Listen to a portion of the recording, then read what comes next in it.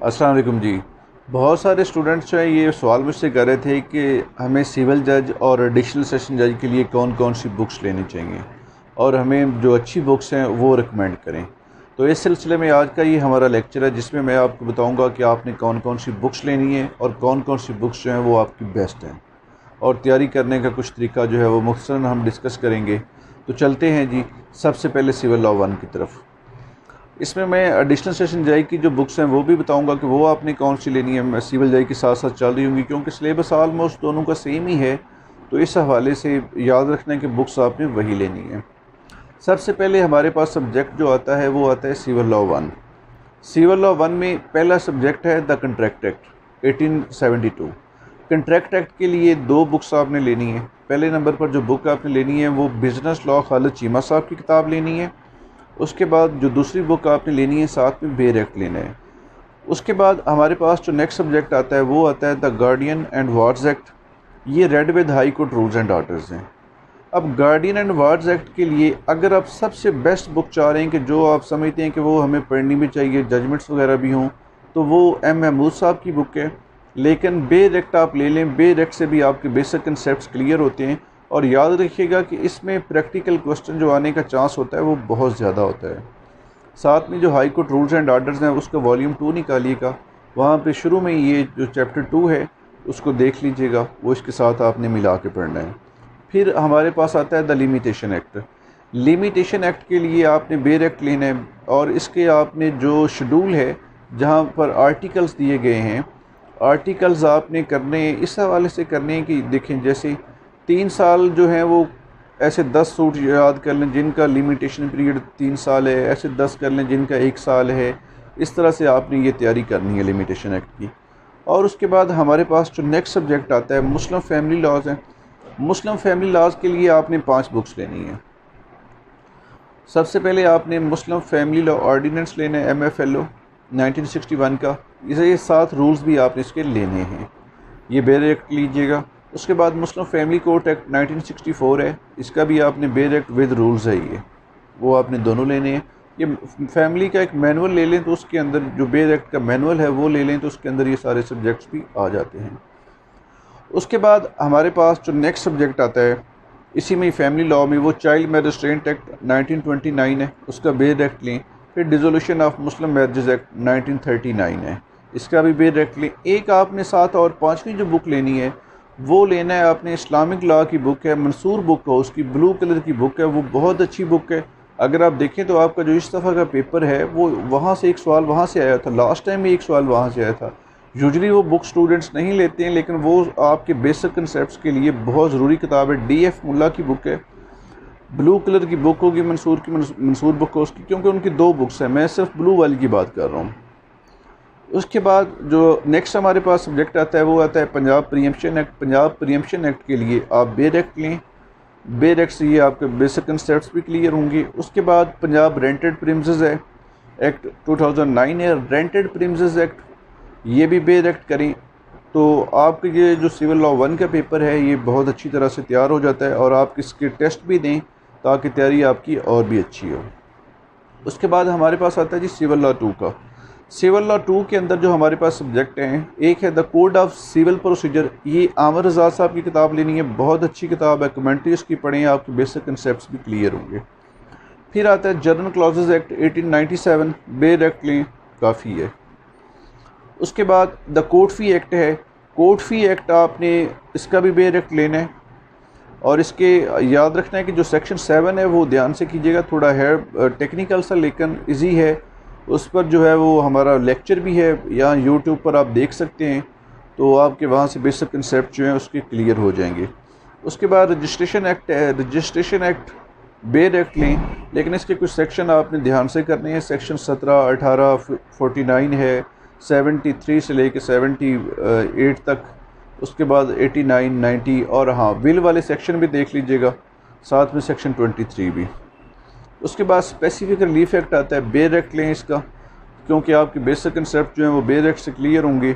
और साथ में अगर आपने स्पेसिफिक रिलीफ एक्ट पर कुछ लेक्चर जो हैं वो हमारे यूट्यूब पर अपलोड हैं इसके बेसिक कंसेप्ट्स के हवाले से, वो आप ज़रूर लीजिएगा, उससे आपके जो हैं वो कंसेप्ट हैं वो क्लियर होंगे।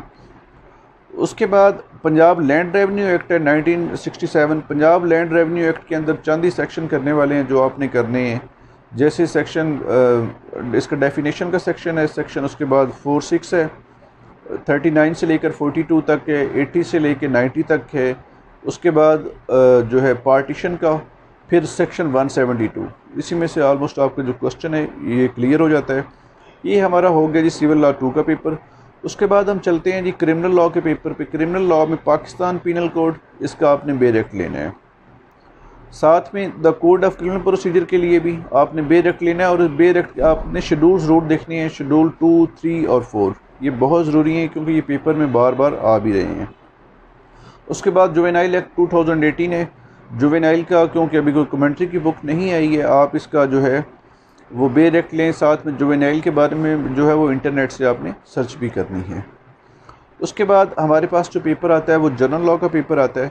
जनरल लॉ में Pakistan penal code, general law के पेपर में कानून शहादत है। कानून शहादत की जो सबसे अच्छी बुक है वो आपने याद रखना है कि वो PLD पब्लिशर की है। अगर आप ये बुक लेते हैं तो आपके बेसिक कंसेप्ट्स भी क्लियर होते हैं, साथ आपको जजमेंट्स के भी हवाले मिलते हैं। फिर Lahore high court rules and orders है। Lahore high court rules and orders civil जज के सिलेबस में तो वॉल्यूम 2 और वॉल्यूम 3 है, लेकिन इसकी आपने कमेंट्री नहीं लेनी है, आपने इसके जो है वो बेर रीडिंग लेनी है। इसके लिए जो सबसे अच्छी बुक है ना high court rules and orders के लिए, वो मैं आपको दिखा देता हूँ, वो आपने ज़रूर लेनी है। ये किताब है जी, ये किताब आपने ज़रूर लेनी है, इसको ध्यान से देख लें।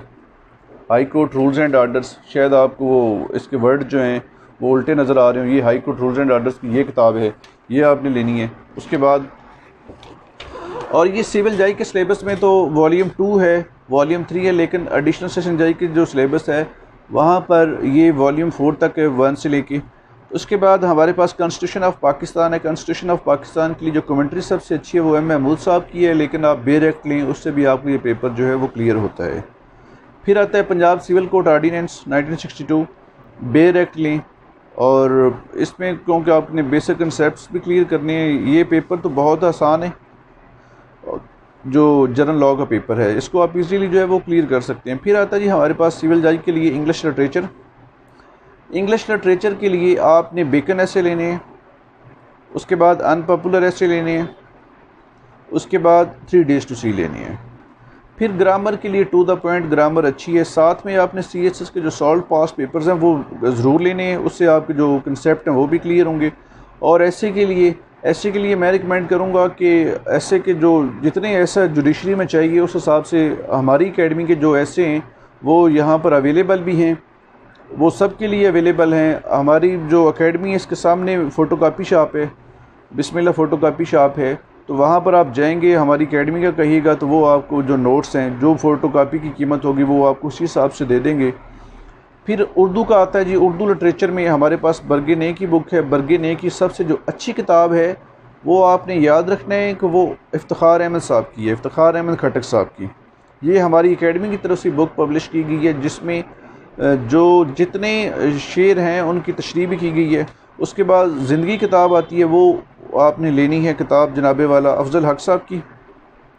फिर ग्रामर के लिए आपने इसके लिए 3 बुक्स और रिकमेंड करूँगा उर्दू के लिए, मज़ामीन उर्दू, कलीद उर्दू और साथ कवैद उर्दू जो मैट्रिक की है वो आपने लेनी है। फिर हमारे पास जनरल नॉलेज का पेपर आता है। अगर जनरल नॉलेज के पेपर में 40 नंबर के जो मार्क्स हैं वो याद रखना है कि वो ऑब्जेक्टिव टाइप हैं, वो आप PPSC के सॉल्व पास पेपर्स लें, एडवांस पब्लिशर की ले लें, या आप इसके साथ एडवांस पब्लिशर के साथ डोगर पब्लिशर की ले सकते हैं। साथ में जो है अखबार ज़रूर पढ़ा करें इस पेपर के लिए। इस्लामियात की हम बात करें तो वो कोई भी आप बेसिक जो भी बुक इंग्लिश में ले लें। इस्लामी नज़रिया हयात जो किताब है वो ज़रूर पढ़िएगा। बाकी इंटरनेशनल रिलेशन के हवाले से जो थ्योरीज़ हैं वो इंटरनेट से देखिएगा। और बात करें हम पाक स्टडी की तो वो FA की पाक स्टडी ले लें, FA पार्ट 2 की, वो पंजाब टेक्स्ट बुक बोर्ड की बुक है, बहुत अच्छी किताब है, वो ज़रूर लीजिएगा। एवरीडे साइंस के लिए मैट्रिक की जनरल साइंस की बुक लें। अब कुछ हमारे जो सब्जेक्ट हैं एडिशनल सेशन जाएगी उनके लिए मैं रिकमेंड करूँगा जो CNS है वो उसकी बेर एक्ट लें, क्योंकि वो बेर एक्ट से आपका बेसिक कंसेप्ट भी वहाँ से क्लियर होते हैं। फिर हमारे पास जो नेक्स्ट सब्जेक्ट वहाँ पे आता है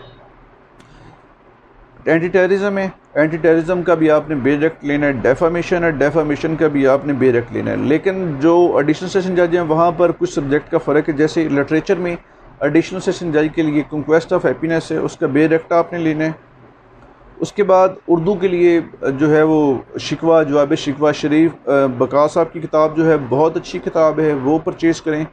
और साथ में जो एक और आवाज़ दोस्त किताब है उसका टेक्स्ट बुक लें, बहुत अच्छी किताब है वो भी।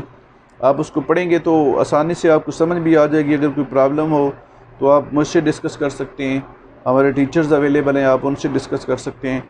देखें यार, मैं एक चीज़ आप लोगों को कहता हूँ कि देखें, हमारी एकेडमी हम पढ़ाते हैं, अल्टीमेट एकेडमी चलती है स्टूडेंट से।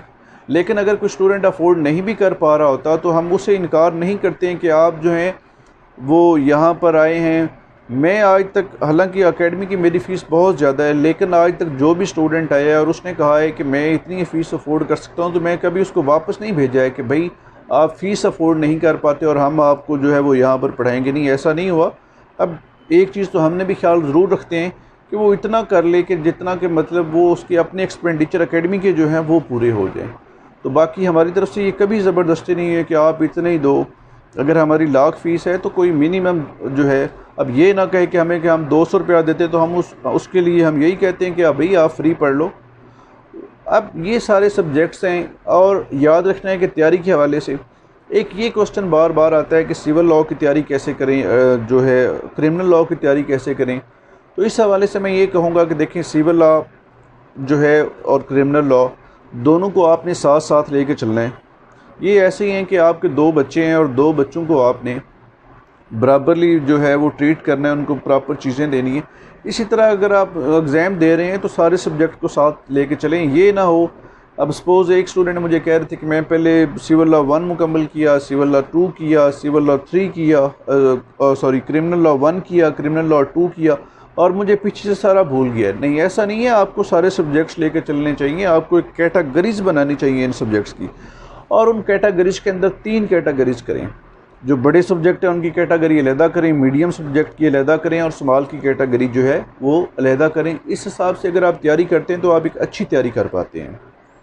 लेकिन अगर आपने ये पहले ही सोच रखा है कि मुझसे तैयारी नहीं हो पाती है, इतनी तैयारी मुश्किल है, जब तक आप स्टेप नहीं लेंगे तब तक आप कामयाब नहीं होंगे। ज़िंदगी में जो कामयाबी के लिए जो सबसे पहली चीज़ होती है वो होती है हमारे अंदर की कमिटमेंट। वो हमारे अंदर का इंसान होता है जो हमें उस चीज़ की तरफ लेके आता है। और अगर आपने अभी तक अप्लाई नहीं किया तो सबसे पहला काम अप्लाई करें। और जहाँ तक बात है तैयारी करवाने की, तो वो हमारी एकेडमी करवा रही है। और एक मैं आपको सबसे अहम बात बताऊं, जब तक आप टेस्ट नहीं देंगे, बार बार टेस्ट दें, आपको 100 टेस्ट देने चाहिए। अगर आप टेस्ट नहीं देंगे तो आप कामयाब नहीं होंगे। और मैं ये भी आपको बता दूं कि हमारी एकेडमी का जो टेस्ट का सिस्टम है वो सबसे बेस्ट है। उसकी वजह, यहाँ पे यूजुअली हफ्ते में 3 से 4 टेस्ट हो रहे होते हैं, 5 टेस्ट भी हो रहे होते हैं। और बार बार टेस्ट देने से इंसान वैसे भी कामयाब होता है, क्योंकि जब आपको कुछ चीज़ आती होगी तो आप लिखेंगे, अगर आपको नहीं आती है तो आप टेस्ट में लिखेंगे क्या। इसलिए अपना जो रुझान है वो टेस्ट की तरफ लेके आएँ, क्योंकि टेस्ट ही आपको कामयाब करते हैं। और स्टूडेंट यूजुअली भागते हैं टेस्ट से, क्योंकि वजह यह कि तैयारी नहीं होती है। ये हमें भी पता चल रहा होता है और हम तो ज़बरदस्ती उन्हें बिठा बिठा के टेस्ट दे रहे होते हैं कि भाई आओ टेस्ट दो। अगर आपके अंदर ये चीज़ होगी तो आप ज़रूर कामयाब होंगे। बाकी मेहनत करें, जो नतीजे हैं वो वक्त पर छोड़ दें, बाकी कामयाबियाँ जो हैं वो खुदा की ज़ात ने देनी है। इसके साथ ही मैं अपना लेक्चर कंक्लूड करता हूँ। अगर आपका कोई सवाल हो तो आप जो है मुझसे पूछ सकते हैं और हम उस टॉपिक को डिस्कस भी करेंगे। मुझे अपनी दुआओं में याद रखिएगा। शुक्रिया।